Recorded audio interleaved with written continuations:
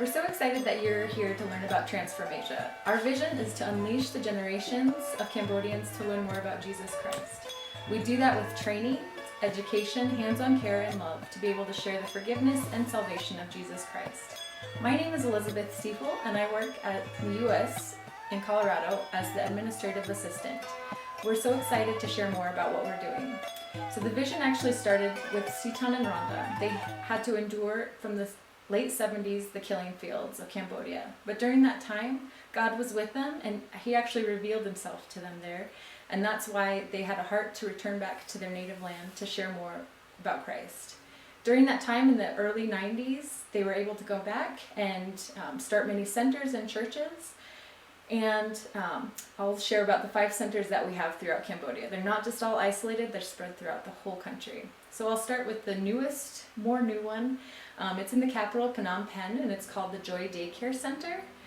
Setan and Randa had a heart for that when they heard and saw people living in the city dump. They had families and children. They lived there. They slept on the garbage. They ate the garbage. They ruffled through the garbage to find stuff to sell.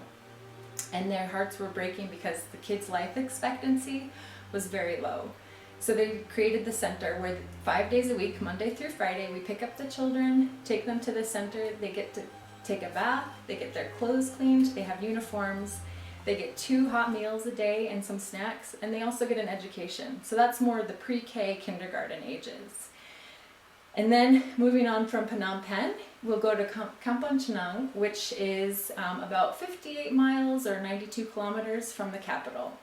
From there, people who knew us at the beginning knew that as the Women's Center. There, we were rescuing women from Phnom Penh who were locked into prostitution and were trying to get out desperately. So that home, we were helping women there just to move past that sort of aspect of their lives. And that sort of evolved into what we called the New Development Center.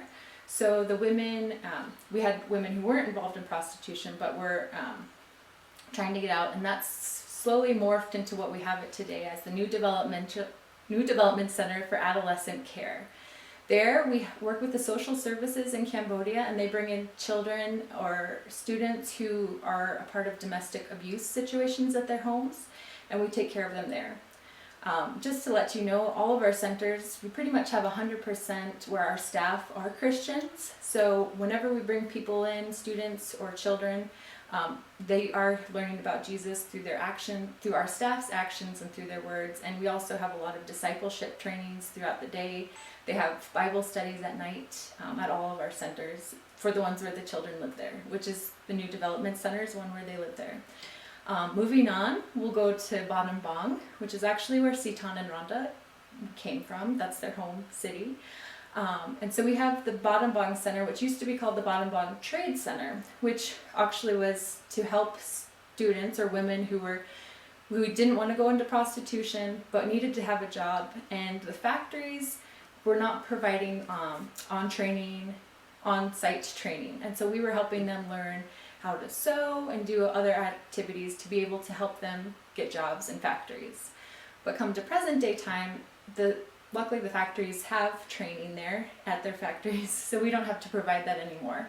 So what we're doing is a dorm ministry in the housing that we have there. So we have a lot of students coming from all over Cambodia because Battambang Bang is, I believe, the 4th largest city in Cambodia, and so a lot of people come to go to the universities that are there or the schools, and some people cannot afford housing there, so they come and stay with us. And we also at the Battambang Bang Center have a church in the middle of the facility, and then we also have 3 times a week the Street Children's Ministry.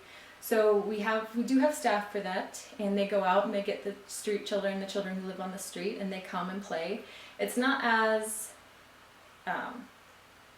active as the Joy Daycare Center because we aren't able to clean them there as well, but it's a really great ministry, and we're able to touch many families who wouldn't otherwise be able to have their kids have a little bit of childhood. So moving on from Battambang Bang, we're going to go to the Kamouchea Feeding Center. That was a cool place. It's very remote. It's on the way to Siem Reap in Battambang Bang, and it's in the middle of nowhere, it seems like. Setan was actually there to see if we could grow rice, so that we could support all of our centers. And unfortunately that didn't happen, but he did meet some children there who were very destitute. Their parents left to either Thailand or somewhere else and left them with a relative or just on their own. So the kids were in the fields just picking up whatever they could to sell it or to eat it themselves. And so Setan had a heart for these children. And so we created the center. So the kids come about 5 times a week to get a hot meal. There is some Christian education where we teach them Bible stories. And we try to help a little bit if we can with schoolwork and such. It depends on the time of day. And then moving on from the Kamouchea Center, we're going to go all the way to the David Center in Nguyen Bang, which is on the border of Thailand and Cambodia. So that was actually an interesting story. Setan went there to share with a general from the Khmer Rouge about Jesus. And the man became a Christian, but he was like, I want you to meet these important people in my life. And so they go out to the jungle, and he calls out, and these kids just come out of nowhere. And Setan goes, what in the world? So we will tell you more about that in a different video, but we're just really excited about that. And I know that that's a heart that everyone has, and it's filled with so much joy. There are many people who come and help at our centers who are foreigners, but are not believers or on the fence about that, always say that at the David Center, the kids have so much joy and they cannot believe it. Like, how can orphans have so much joy? And we're happy to say it's because most of them know Christ, and we have a really great church that's in Nguyen Bang, and the young pastor is working with the youth there and the kids, and you can tell a difference in the David Center about as soon as you enter through. It's almost like a spiritual change has happened because Christ really is there. So those are all of our centers, and we're really excited about all the work that we're doing there, and we have the churches all throughout Cambodia. And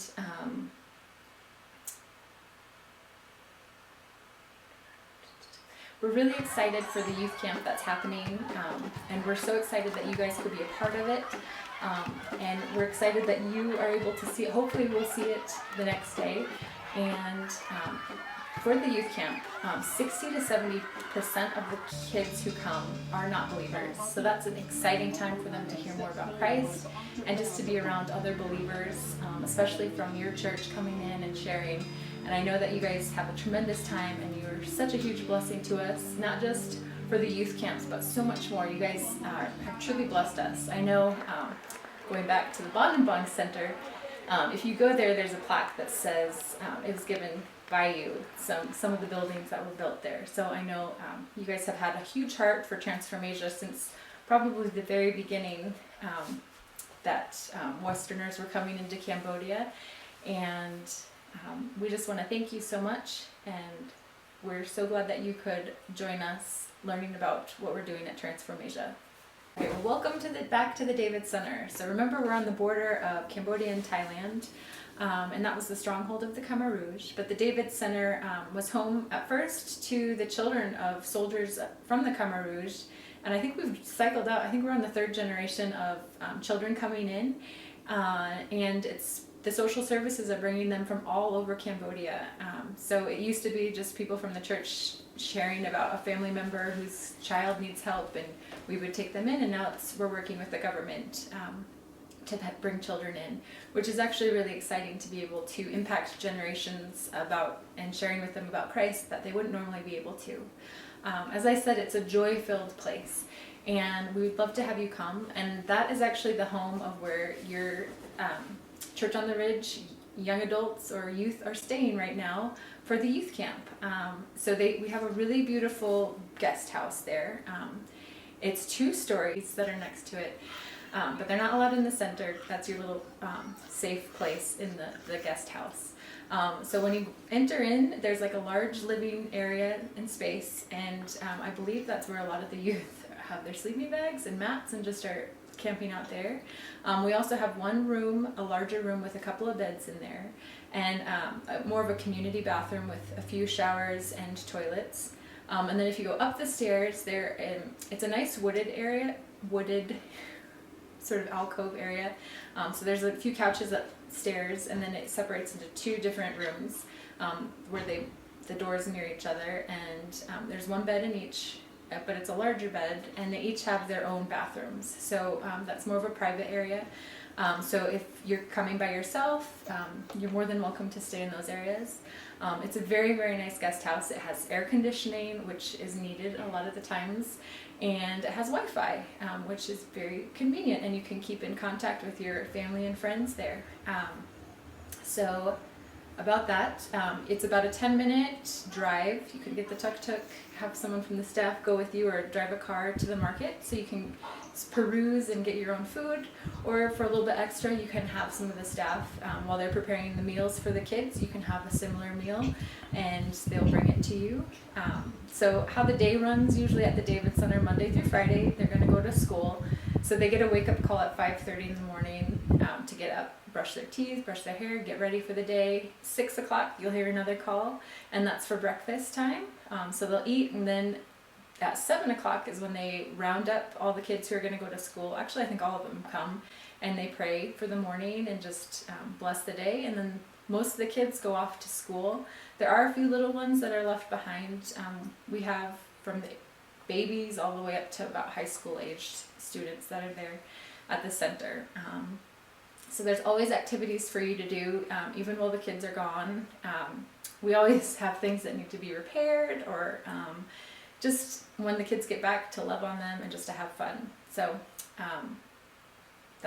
we would love to have you come to the David Center and help us, or even just to have a relaxing time.